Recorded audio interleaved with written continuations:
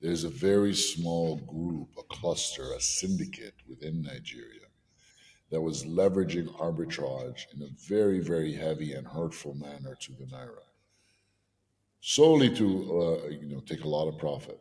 And a lot of these guys were using cryptos, they were using peer to peer, but it was just one of their many instruments that they had.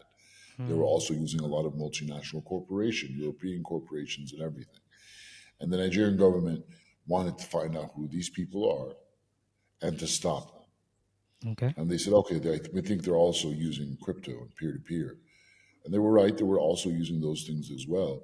But the vast majority of all peer to peer traders are good, honest traders. They don't want to hurt the Naira. They want to help the Naira. They don't want to hurt their country. These are people that are just using things for remittances, like I told you just a little while ago, payments, Yeah. building corridors between other African nations. But the Nigerian government knew that these very damaging players were out there somewhere, and they didn't know how to find them. But it was a desperate situation, so they said, "Hey, let's it's these peer to peer guys. Something's going on." Hmm.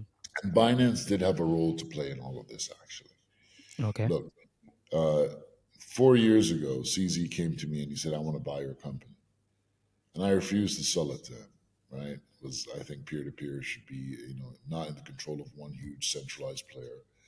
And he said, "Okay, well, I'm going to copy your platform," and that's what he did.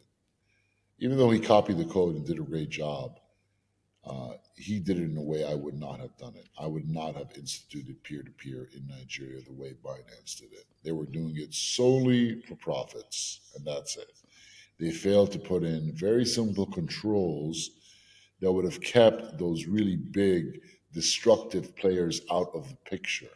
Hmm. I would not have done it that way because I know how these big, like these syndicates work. Hmm. Whether they're from Nigeria, whether they're from China. I wouldn't be surprised if a lot of these syndicates were actually from China that were just Interesting. trying to leverage arbitrage like crazy Hmm. at the cost of Nigerian people, or from Europe, or from wherever. I'm sure some of them were Nigerian as well, but this is really big destructive plays that Binance never put any checks into. Hmm. And you can see them do the same thing in their leverage business on their exchange. People get Hmm. liquidated, no one knows why. They can prey on their own users, but it's a completely centralized operation. I Hmm. don't do things that way at no one's. We believe in fairness and transparency. And it's pretty Hmm. easy to see who are the bad guys and what they're actually Okay. doing. And to kick them off the platform was look, the worst thing, the thing that I will never allow is any government coming to me and saying, we want all the private data of all of your users in this country. Because they want to go after those people. They don't know who the good ones or the bad ones are. They're just going to try to hurt everyone. I will not allow that. I will not sell the people out. And you don't have to if you just do the right things and put purpose over profit, integrity over profit. Binance didn't do that. That's why they're paying that price. They have a very kind of money hungry, Chinese, lustful arbitrage style of going at things. To listen to the full episode of this podcast, go to podcast.techpoint.africa or click the link in bio or just click the link shown on your screen right now. You can find the full episode on Google Podcast, Apple Podcast, Spotify, Hayat Radio, or anywhere else you get your podcast.